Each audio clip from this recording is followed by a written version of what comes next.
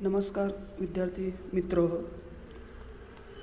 आज आपण इयत्ता 12वी इंग्लिश टेक्स्टबुकमधील सेक्शन 4 लिटररी जॉनरा त्यातलं 4.3 around the world in 80 days हा नॉवेलबाबत चर्चा करणार आहोत.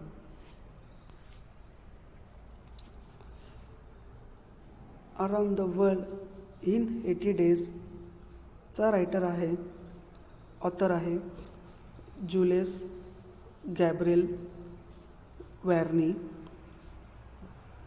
आणि लिटररी जॉनरा कशात मोडतो तर एक प्रकारचा ॲडव्हेंचर फिक्शन या प्रकारात मोडतो. ओके, ॲडव्हेंचर मीन्स साहस करणे. Okay, fiction means novel. आणि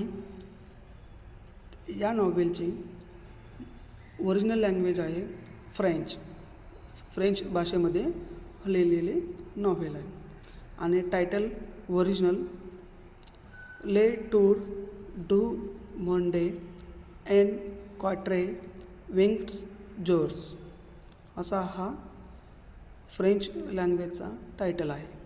आणि ओरिजिनली मूळचा पब्लिश झाला 1872 साली.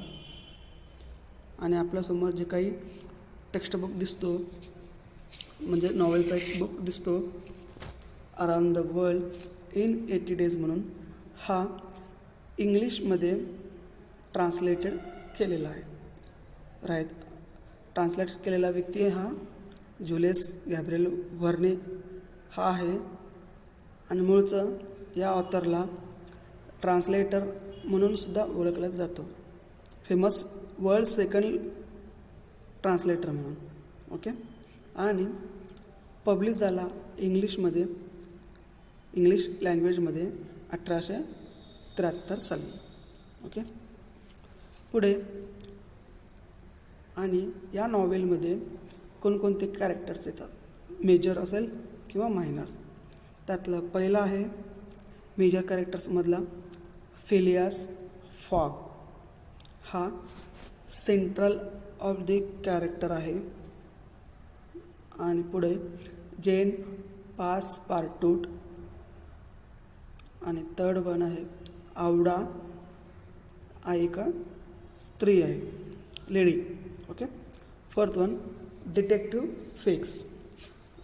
फिक्स हा गुप्तहेर पोलीस अधिकारी असतो.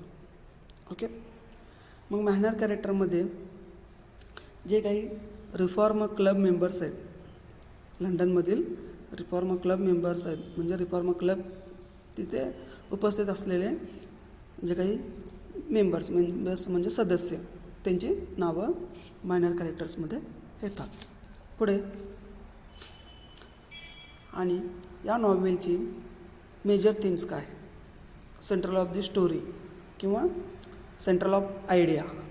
पहिलं असणार चॅलेंज, आणि दुसरं आहे टाईम, आणि तिसरं आहे रिलेशनशिप, आणि चौथं मोरॅलिटी म्हणजे या नॉवेलच्या द्वारे आपल्याला नैतिकता काय प्राप्त होतो.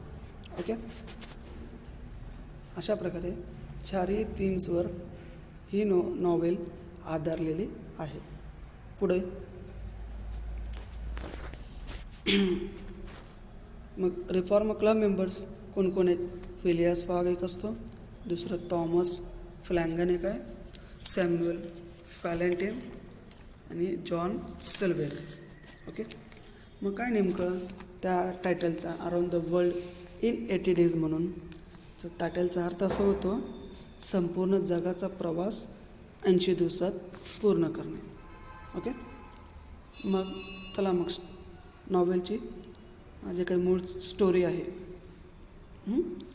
त्या नॉवेलच्या बुकचा. ओके, चला मग लंडनमध्ये एके दिवशी एक चतुर आणि प्रश्नाला लगेच उत्तर देणारा व्यक्ती म्हणजेच फिलियास फॉग हा श्रीमंत माणूस असतो, धनवान असा, म्हणजेच एक प्रकारचा रिच पर्सन. ओके. हा रिफॉर्म क्लबमध्ये आपल्या मित्रांसोबत नुकत्याच झालेल्या बँक रॉबरीवर चर्चा करत होते. आणि जे काय फिलियास फॉग आहे तो त्याचा रुटीन आहे की प्रत्येक दिवशी दररोज इव्हनिंगच्या वेळेला रिफॉर्म क्लबमध्ये जाऊन भेटी द्यायची आणि तिथं जमलेला जे काही मित्र असेल त्यांच्याशी गप्पा गोष्टी करणे किंवा चहाचा आस्वाद घेणे, अशा प्रकारे त्यांची दैनंदिन कामं चालू राहायची. मग तसं त्या बँक रॉबरीवर चर्चा करत असताना तेव्हा फॉगने 80 दिवसात संपूर्ण जगभर प्रवास करण्याची इच्छा व्यक्त करतात. कोण? फिलियास फॉगनं. आणि त्यांच्यातला जे काही रिफॉर्म क्लब मेंबर्स आहे त्यांच्यातला एक धनवान व श्रीमंत मित्राने शंका निर्माण करतो आणि त्या धनवान मित्राने सुद्धा वेजर्स लावले की, म्हणजे वेजर्स म्हणजे एक प्रकारचा पैज लावणे, बेत लावतो. काय म्हणून? फॉग खरोखरच 80 दिवसात संपूर्ण जगभर प्रवास करून आला तर तेव्हा मी फॉगला 20,000 पाऊंड्स देणार. किती? 20,000 पाऊंड्स. हा फॉरेन्सी म्हणजे फ्रेंच किंवा फ्रान्स त्या देशातील करन्सी आहे. जसं भारताची करन्सी आहे रुपया, तसे फ्रान्सचे आहे पाऊंड. मग एका पाऊंडची किंमत भारतामध्ये जर भारताची रुपयाची जर कंपॅरिझन केला असेल तर भारताची 1 पाऊंडची किंमत आहे 99.30 पैसे, म्हणजे 99 रुपये 30 पैसे. ओके. मग फॉग म्हणतो हे फैज मला मान्य आहे, असा होकार देतो. मग मी 80 दिवसात संपूर्ण जगभर प्रवास करून येतो, पण त्याच्या दुसऱ्या मित्राने काय म्हणतो बघा, हे अशक्य आहे, म्हणजे हे इम्पॉसिबल आहे, असं होऊ शकत नाही. मग फॉग हा काय करतो, असं चारही मित्रांमध्ये चर्चा चालू असते.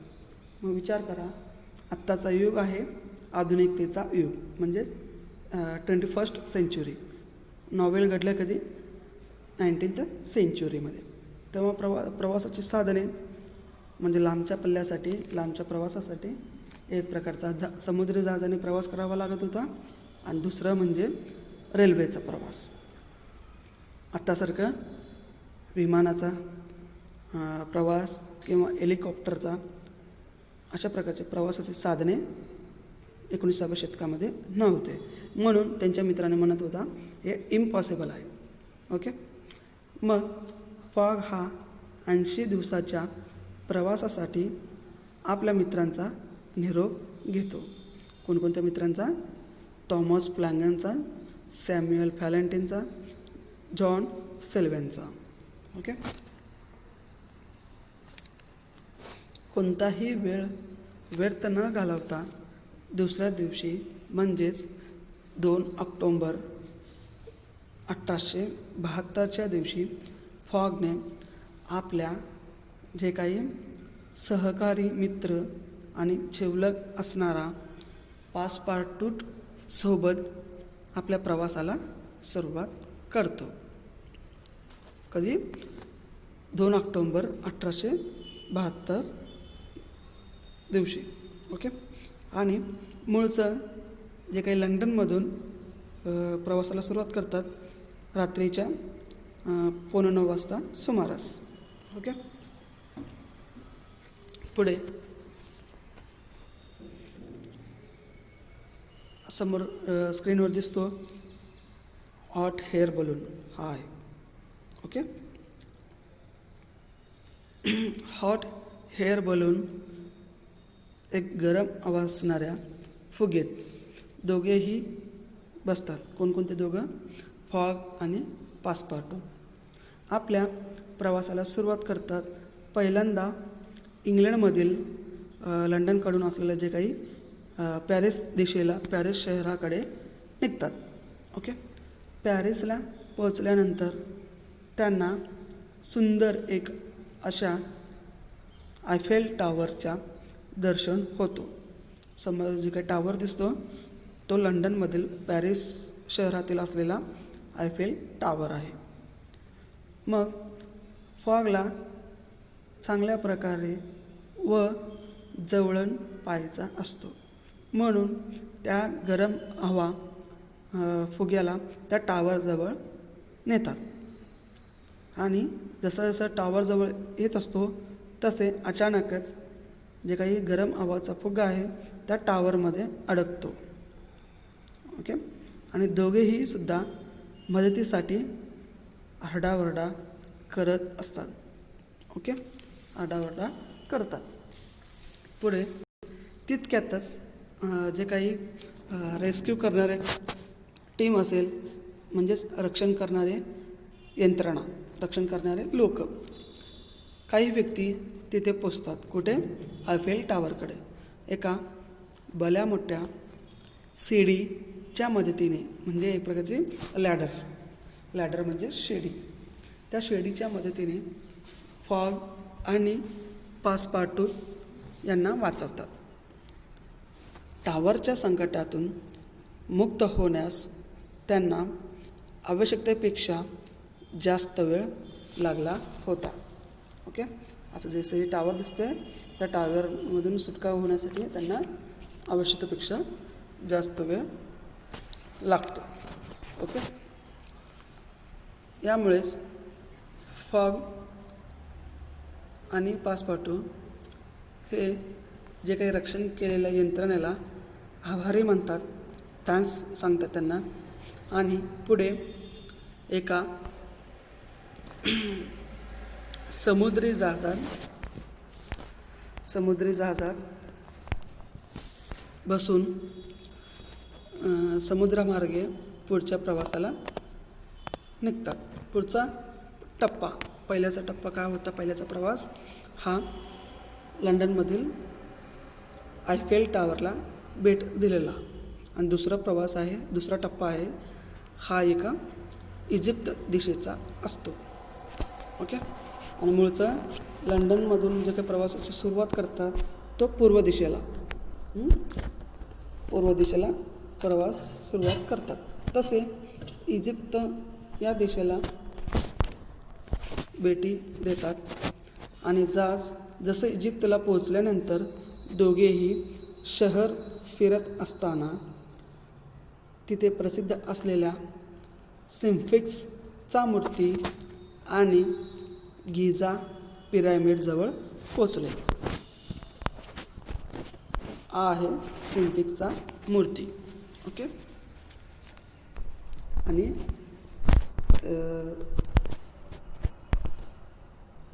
जे काही ट्रायंगल सारखं दिसतंय तो आहे पिरॅमिड. ओके. हा पिरॅमिडजवळ पोचतात. तसं पोचल्यानंतर पासपार्टू कोणत्याही एका पिरॅमिडमध्ये जाऊन मम्मी बघू इच्छितो. ओके. मम्मी मीन्स एक प्रकारची मृतदेह ठेवलेला जे काही पेटी असेल त्याला मम्मी या नावाने ओळखतात. ओके. पण फॉगला लवकर निघायचा असतो. शेवटी पासपार्टूचा हट्ट पाहून फॉगही ठरवतो दोघेही त्या पिरॅमिडच्या आत जाण्याचा. जसे दोघेही त्या पिरॅमिडच्या आत प्रवेश करतात तेव्हा त्या पिरॅमिडच्या पिरॅमिडच्या मध्ये खूपच शांत आणि एक प्रकारचा अंधार असतो. ओके. तिथं कोणत्याही प्रकारचा लाईटची सुविधा नसतो. फॉग आणि पासपार्टू तेथे हे का सोन्यापासून, म्हणजे सोन्याच्या लाकडी जे काय सगळ्याची साधनाद्वारे बनवलेले शवपेटी बघतात. शवपेटी जे काही मृतदेह ठेवणारा जो काही पेटी असतो त्याला पाहतात. ओके, समोर स्क्रीनवर दिसतं आहे, त्याला म्हणतात सार्काफगस. ओके, या नावाने ओळखलं जातं. ओके, इच्छा आणि भीतीपोटी पासपाटोने एक सार्काफगस ओपन करतो, म्हणजे उघडतो. त्याला पासपाटोला असं वाटत असेल की आता शवपेटीमध्ये नेमकं काय आहे, असं एक प्रकारची इच्छा आहे, त्याला बघायचं असतं. तसं तो सार्काफगस ओपन करतो आणि त्यात पट्टीने गुंडाळलेले राईट साईडला दिसते आतलं भाग, तसं पट्टीने गुंडाळलेला एक मृत शरीराला बघतो. तो एक मम्मी असतो. पासपाटोने ते पाहिल्यानंतर तो घाबरतो आणि पासपाटोने अजून एक सार्काफगस उघडतो. त्या पिरॅमिडमध्ये पासपाटो आणि फॉगला 3 सार्काफगस दिसतात. तसे त्यातलं पासपाटोनं पहिलं ओपन करतो, तो घाबरतो, आणि दुसरा जसं ओपन करतो तसे त्या सार्काफगसमधून एक प्रकारचा आवाज बाहेर येत असतो, किंचाळण्याचा आवाज किंवा जसे भूताचा आवाज असतो तसे आवाज बाहेर येत असतो. मग ते पाहून भीतीपोटी पासपाटोचं शरीर तरकाप होतो. मग फॉगने अशा प्रकारे पासपाटोचे अवस्था पाहून त्याची खिल्ली उडवितो, म्हणजे एक प्रकारचा मजाक, चेष्टा, मस्करी तो करतो. कोण? फॉगनं पासपाटोचे. आणि तिसरा सार्काफगस फॉगने स्वतः ओपन करतो. जसे त्याने शवपेटी उघडतो त्याच्यातून आवाजासोबतच आणि खरोखरच जीवित असलेल्या व्यक्तीसारखा त्याच्यावर येऊन पडतो. म्हणजे असं ओपन करतानाच ते लगेच त्याच्या अंगावर पडतो. दोघेही घाबरतात आणि तेथून धाम पळून पिरॅमिडच्या बाहेर पडतात, म्हणजे पिरॅमिडच्या बाहेर निघतात. जसे ते दोघेही आतमध्ये प्रवेश केले, ते रस्ता नाही माघारी न येता कोणच्या म्हणजे दुसऱ्या रस्त्याने ते बाहेर पडतात. आणि दोघेही तर बाहेर पडण्याच्या जे काही दरम्यानचा वेळ असतो तो अर्धा दिवस वाया जातो. ओके, असं करता करता त्यांचे पहिला प्रवासाचा जे काही टप्पा आहे तोही सुद्धा असाच वेळ वाया जातो, आणि दुसरा टप्पा प्रवासाचा सुद्धा नुकताच वेळ वाया जातो फुकटचा. ओके, आणि पुढचा प्रवास म्हणून समुद्री जहाजात बसून पुढच्या प्रवासाला सुरुवात करतात. जसे पुढचा प्रवास सुएझ कालवा, आफ्रिकाच्या देशाचा अगोदर जे काही कालवा आहे, ओके, ते कालवा ओलांडून मंगोलियाकडून आशिया खंडाकडे वाटचाल करतात. ओके, मग काही दिवसानंतर म्हणजे जे काही समुद्र जहाजाने प्रवास करत असल्यामुळे त्यांना काही दिवस लागणार, तसे काही दिवसानंतर मुंबईजवळ पोचतात, जे काही भारताच्या पश्चिम दिशेला. ओके, पश्चिम दिशेला पोचतात. तसे तिथे प्रसिद्ध असलेला गेटवे ऑफ इंडिया बघतात. ओके, बघा, ब्रिटिशकालीन लोक किंवा जे काही विदेशी लोक जे काही उद्योगधंद्यासाठी किंवा त्यांचे सत्ता स्थापन करण्यासाठी भारताच्या पश्चिम दिशेला प्रवास करायचे.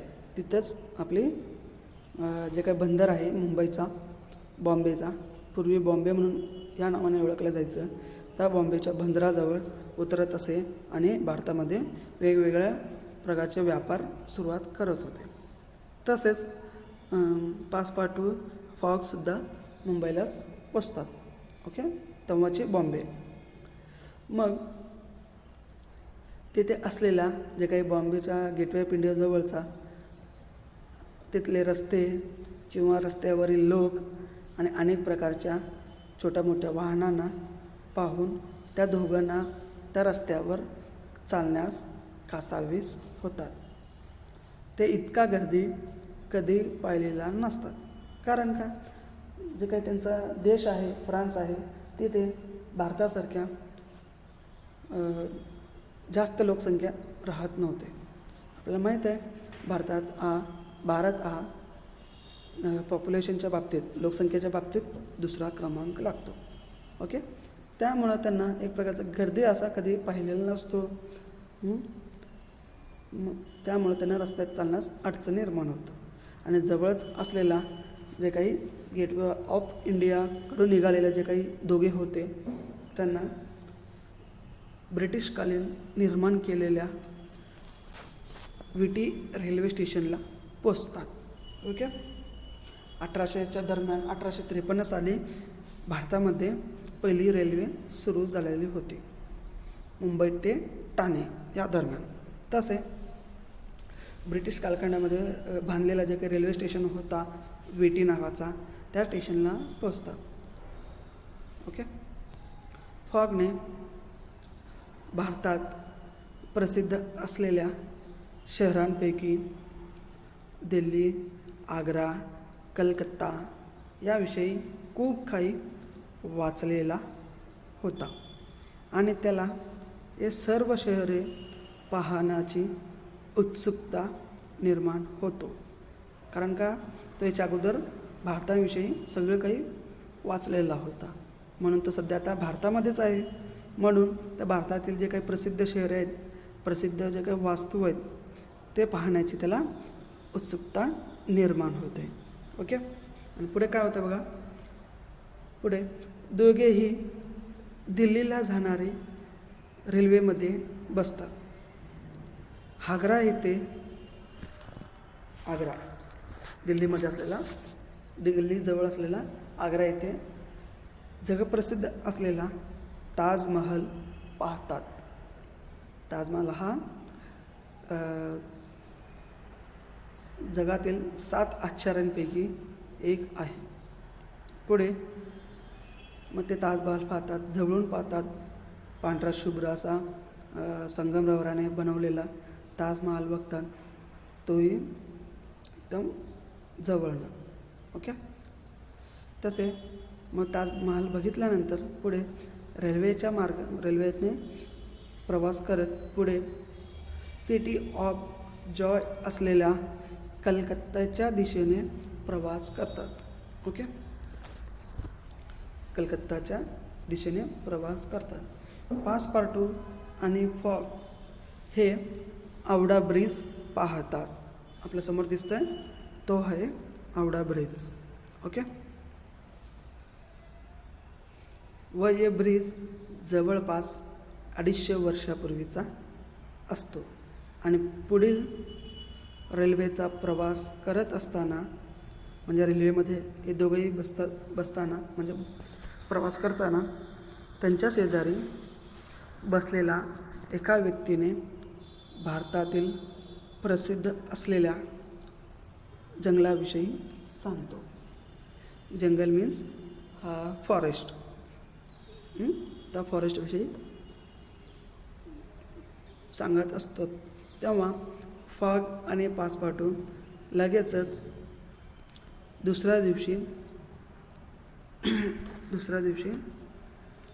जंगलाच्या प्रवासाला जाण्यास ठरवतात. ओके, आणि जंगलाचा प्रवास ते दोघेही ना कुठल्याही जे काही प्रवासाची साधने न घेता चालत निघतात. कारण का, त्या जंगलामध्ये चालत असताना त्यांना चांगल्या प्रकारचे दृश्य बघावंसं वाटत असतो, म्हणून ते चालत निघत असतात. मग तेव्हा काय करतो बघा, पुढे जेव्हा त्या जंगलाचा सुंदर व अद्भुत दृश्यांचा आनंद घेत असताना त्याचवेळी त्यांच्याजवळून एक सुंदर स्त्री, मे बी एक आदिवासी महिला असेल किंवा स्त्री असेल, तिथून पळून जात असलेले किंवा धावत असलेले ते दोघे पाहतात. कोण दोघे? पासपाटू आणि फॉगनं.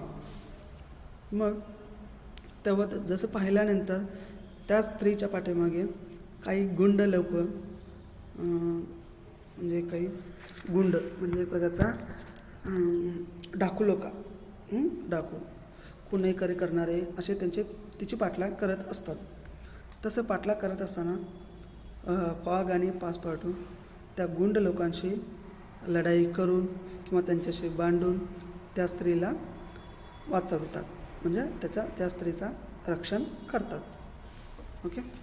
तसं रक्षण केल्यानंतर पुढे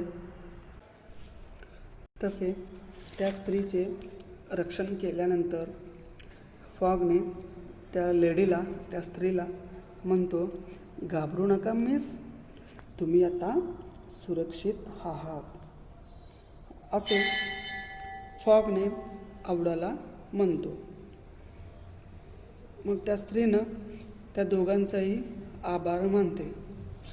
त्या दोघांना रक्षण केल्याबद्दल थँक्स, धन्यवाद असे सांगते. ओके.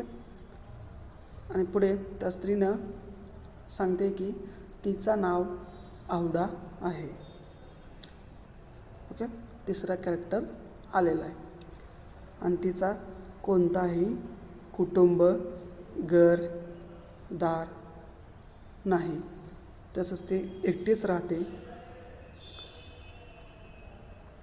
हे ऐकून फॉगला दया, आपुलकीची भावना निर्माण होते, कारण त्या संपूर्ण जंगलामध्ये ती एकटी कसं राहत असेल या निमित्ताने, या कारणाने तिला फॉगला दया येते. फॉगने आपल्या सोबत जे काही आवडाला आपल्यासोबत संपूर्ण जगभराच्या प्रवासाला येण्यास आमंत्रित करतो. आवडाने फॉग व पासपाटू यांच्यासोबत प्रवासास तयार होते. तिघेही भरभक्कम याकवर बसून चीनच्या दिशेने वाटचाल करतात. कोणत्या दिशेने? चीनच्या दिशेने, म्हणजे भारताच्या उत्तर दिशेला. ओके. त्याने जसं उत्तर दिशेला प्रवास करतात तसे त्याने रस्त्यात एक विशालमय हिमालय असलेला पर्वताजवळून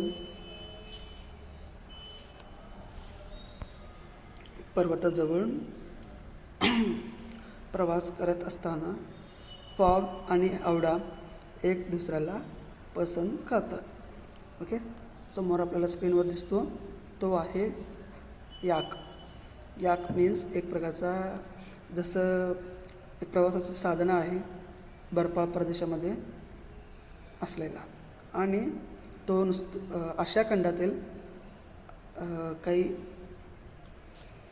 बर्फाच्छादित प्रदेश आहे तिथेच पाहायला मिळतो, उत्तर भारताच्या दिशेला. तसे त्या याकवर बसतात तिघे. आपल्यासमोर दिसतं पासपाटू, फॉग आणि आवडा. तसे त्याच्यावर बसून हिमालयाच्या दिशेने प्रवास करतात, हिमालय माउंटन. ओके. मग तसं प्रवास करत असताना, म्हणजे हिमालयाला प्रवास करत नाही, हिमालयाच्या जे काही पर्वतरांग आहे त्याच्या जवळून खालनं जे काही भूभाग आहे, रस्ते आहेत त्याच्यातून. ओके.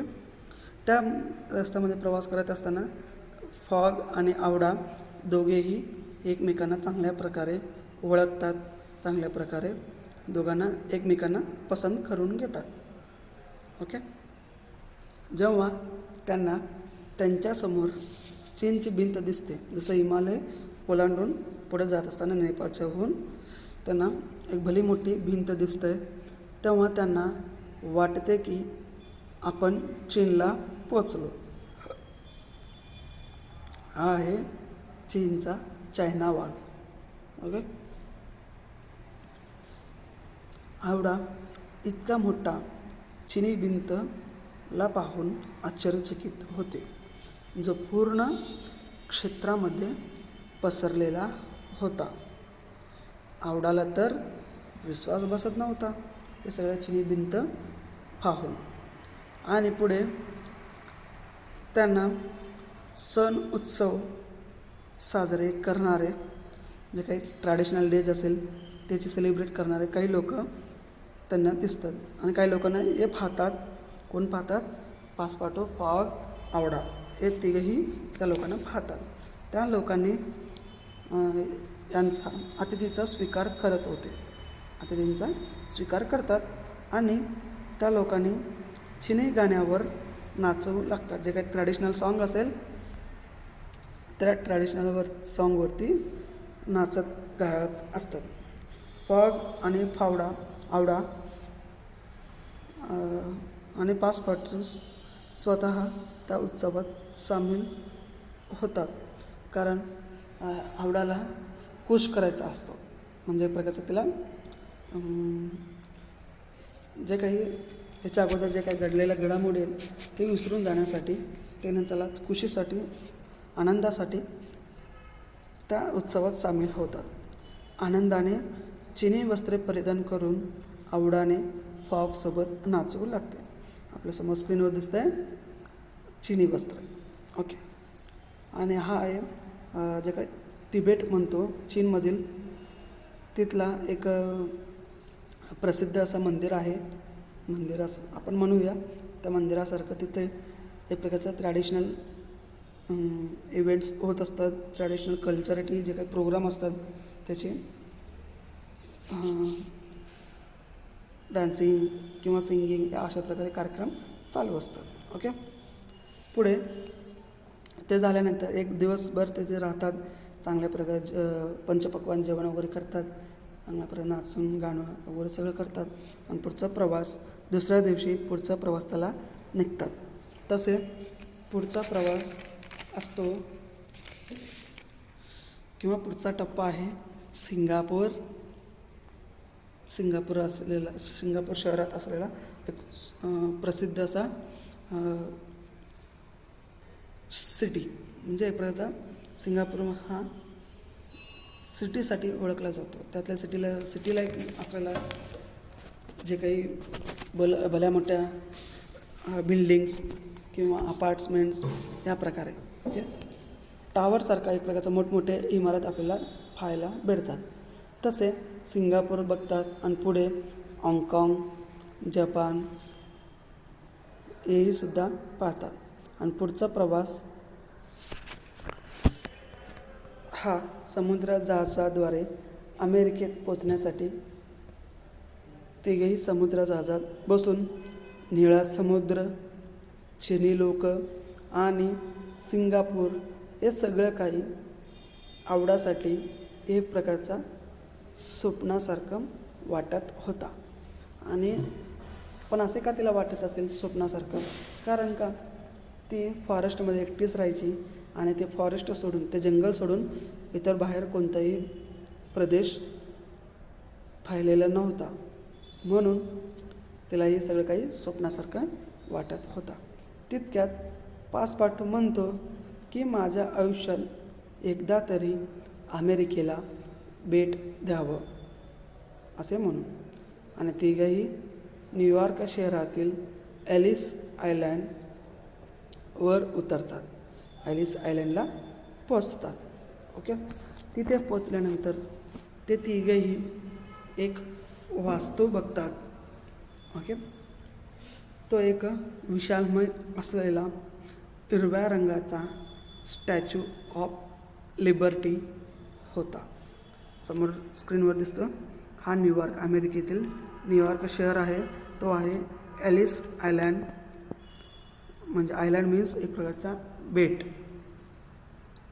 बेट म्हणजे आयलँड म्हणजे एक प्रकारचा चारी बाजूनी पाण्याने वेढलेला प्रदेश. ओके, हा आहे ग्रीन कलरचा दिसतो तो आहे स्टॅच्यू ऑफ लिबर्टी. म्हणजे एक प्रकारचा फ्रीडमचा प्रतीक आहे, स्वातंत्र्याचा प्रतीक आहे. ओके, आणि तो स्टॅच्यू पाहिल्यानंतर हे कधी निर्माण केले असावे. मग फॉगने सांगतो कोणाला, आवडाला. हे स्टॅच्यू फ्रान्सकडून अमेरिकेला मिळालेला एक गिफ्ट आहे. म्हणजे फ्रान्सला फ्रीडमपोटी अमेरिकेला एक दिलेला गिफ्ट असतो. कारण अमेरिकेने फ्रान्सला त्यांच्या जे काही युद्ध होता त्या युद्धामध्ये सहकार्य केलेला होता, म्हणून फ्रान्सनं अमेरिकेला गिफ्ट दिलेले होते. आणि पुढे महाद्वीप, जे काही महासागर आपण म्हणतोय तसा महाद्वीप पाहण्यासाठी निघतात. आणि वाटेत त्यांना जे काही राईट बंधू आहे, राईट बंधू या नावाने प्रसिद्ध असलेले 2 भावंड भेटतात.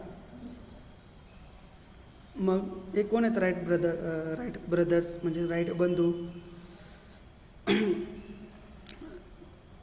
विमानाचा शोध लावणारे व्यक्ती, संशोधक. ओके, राईट ब्रदर्सने मोठी पक्षीसारखा मशीन बनवत होते जे उडू शकत होता. समोर दिसतोय तो आहे एक प्रकारचा विमान, पूर्वीचा पहिला विमान. ओके, उडत होता, पक्षीसारखा उडत होता. आणि जर हे पॉसिबल झालं तर, हे शक्य झालं तर लोकांनी त्यांचा स्वतःसाठी लांबचा प्रवास जे काही असेल तो काही काळातच पूर्ण करतात. ओके, असा त्यांचा विश्वास होता. मग काय होतं बघा पुढं, राईट बंधूंना पाहून आवडाने फॉगला विचारते. कोण? आवडा. कारण त्याला माहीतच नसतं ना कोण आहेत ते, म्हणून फॉगला विचारते हे कोण आहेत. आणि त्यावर आवडा सांगते की, आवडाला सांगतो कोण? फॉगनं, हे राईट बंधू आहे. माझ्या मते ते संशोधन करणारे व्यक्ती आहेत असं ते सांगतो. आणि पुढे त्या राईट ब्रदर्सना भेटी देतो फॉगने. आणि पुढे सांगतो त्यांना आपल्या जे काही 80 दिवसाचा संपूर्ण जग प्रवासाची बेतविषयी म्हणजे पैजविषयी, वेजरविषयी सांगतो. आणि त्यांच्याकडे जास्त वेळसुद्धा नाही आहे म्हणून तेही सांगतो. म्हणून दुसऱ्या दिवशी इंग्लंडला पोचायचा असतो. मग त्यावर राईट ब्रदर्स यांचा रिस्पॉन्स काय असतो बघा. मग राईट ब्रदर्सने आपल्याजवळ असलेला उड्डाण करणारी यंत्र हा उधारी देण्यास ठरवितात. ओके, तसं ठरवल्यानंतर ते तिघंही त्या विमानामध्ये बसतात आणि अटलांटिक महासागर पार करून इंग्लंडजवळील लिव्हरपूलला पोचतात. काही दिवसातच, मोजक्याच किंचित दिवसातच, 1-2 दिवस असेल त्या दिवसातच पोचतात. त्यांचा वेळ वाचलेला होता. ओके, तेव्हा रस्त्यावर पुढे जात असताना म्हणजे त्या राईट बंधूने तयार केलेलं जे काही विमान होता ते विमान त्या लँड झाल्यानंतर जे काही उतरल्यानंतर ते रस्त्याच्या मार्गाने पुढे जात असतात. तितक्यात डिटेक्टिव्ह फिक्स हा 4था कॅरेक्टर आहे मेजर कॅरेक्टरमधला, तो त्यांना पाहतो. कोणाला? फॉग, पासपार्टो आणि आवडाला. आणि त्या डिटेक्टिव्ह फिक्सला असं वाटतं नुकत्याच झालेला ज्या काही बँक रॉबरीज फॉगच कारणीभूत असेल, म्हणून फिक्सने फॉगला अरेस्ट करतो. म्हणजे काय बघा, जेव्हा बँक रॉबरी झालेला होता तेव्हापासून त्या जे काही पोलीस अधिकारी असेल किंवा डिटेक्टिव्ह हे बँक रॉबरी केलेल्या पर्सनची शोधाशोध करत असतात. पण ऐनवेळी त्या विमानातून म्हणजे त्या रस्त्याला भेटलेले जे काही फॉग आहे, पासपाटू आहे, आवडा आहे, या तिघांना पाहून त्या डिटेक्टिव्हला असं वाटतं की जे काही बँक रॉबरी केलेला पर्सन होता तो फॉगसारखेच दिसतो, म्हणून फॉगच असेल असं त्याला भ्रम निर्माण होतो आणि त्याला पकडतो, अरेस्ट करतो, म्हणजेच त्याला जेलमध्ये घेऊन जाण्यास ठरवतो. फॉगला प्रिझनमध्ये ठेवतो. प्रिझन म्हणजे जेल, तुरुंग. आणि त्या तुरुंगाच्या बाहेर आवडा आणि पासपाटू दोघेही चर्चा करत असतात आणि काही चिंतेत असतात. म्हणजेच आवडालासुद्धा वाटत नसतो की इतका प्रवास आवडानं फॉगसोबत घालवलेलं होतं, तसं तो पर्सन नाही आहे म्हणून आवडाला वाटत असतो. ओके. आणि पासपाटूसुद्धा सांगत असतो आवडाला की फॉग असा पर्सन नाही म्हणून, म्हणजे एका बँक रॉबरी करणारा असा व्यक्ती नाही आहे असं म्हणून तो सांगतो. काही तासानंतर ते डिटेक्टिव्ह फिक्सला समजते की बँक रॉबरी करणारा हा फॉग नसून दुसरा कोणीतरी व्यक्ती आहे म्हणून. ओके. म्हणून दुसऱ्या दिवशी त्या फॉगला त्या तुरुंगातून फॉगला रिलीज करतात. जसे तो तुरुंगातून बाहेर आल्यानंतर फॉगने अतिशय नाराज होतो आणि एक प्रकारचा नाराज झाल्यामुळे तो जवळपास पैज हरलेला असावा, म्हणून या निराशेपोटी फॉगने आपल्या जे काही लंडनमधील असलेलं जे काही घर असेल किंवा एक हॉटेल असेल त्या हॉटेलमध्ये जातात. तिघंही तिथे गेल्यानंतर फॉगने आपल्या जे काही रूम असेल, खोली असेल, त्या खोलीमध्ये स्वतःला बंदी घालतो, म्हणजे स्वतःला बंदिस्त होतो. त्या रूममध्ये एकटाच असतो आणि रूमच्या बाहेर आवडा आणि पासपाटू ते दोघे असतात. आणि पुढे आवडा आणि पासपाटूसुद्धा फॉगची मनस्थितीबद्दल फारच डिस्टर्ब होतात आणि डिस्टर्ब झाल्यामुळे रात्रीचे जेवण फॉगने नाकारतो आणि फॉग नाकारल्यामुळे जे काही आवडा पासपाटू तेही सुद्धा रात्रीचे जेवण न करता तसेच झोपी जातात. दुसऱ्या दिवशी फॉगने आपल्या खोलीतून बाहेर येतो.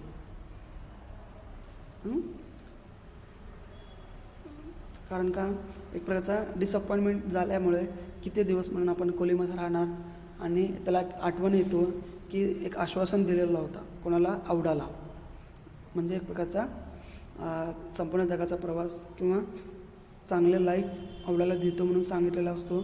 तसे फॉगने आवडाला माफी मागतो. फॉगने आवडाला माफी मागतो. त्यावर आवडाने काय प्रतिक्रिया देते बघा, प्रत्युत्तर. उलट आवडाने फॉगला विनंती करते तिच्याशी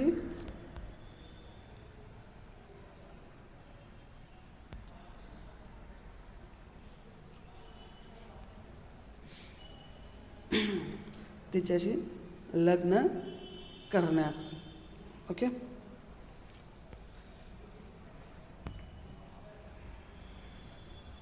तिच्याशी लग्न करण्यास.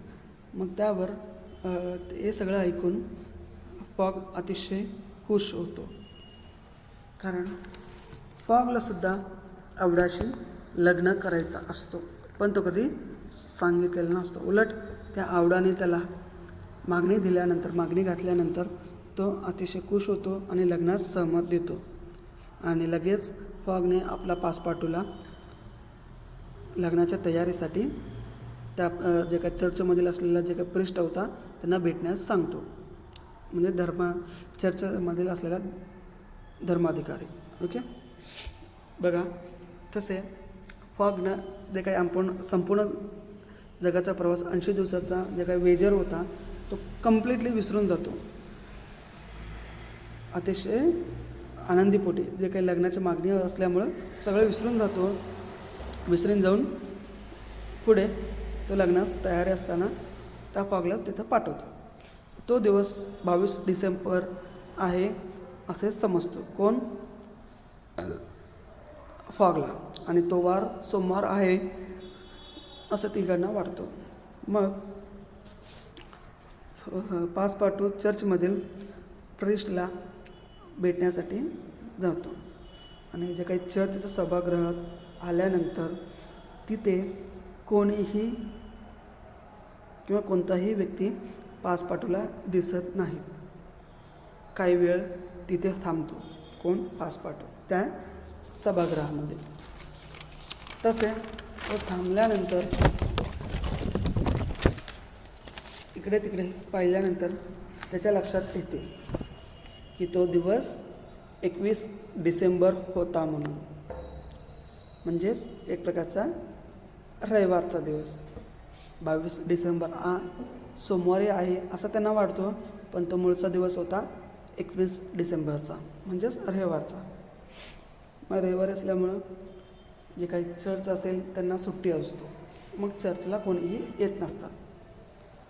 ओके. म्हणून लगेच पासपाटून तिथून तिथून पळतो. कुठं पळतो? फॉगजवळ येतो.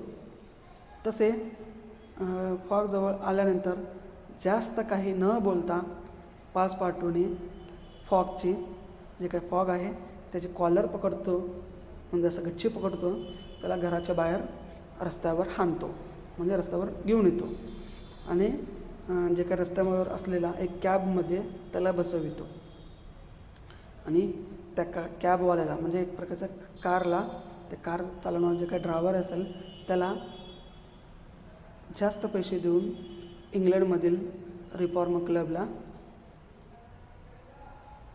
पोचतात. ओके. रिफॉर्म क्लबला पोचल्या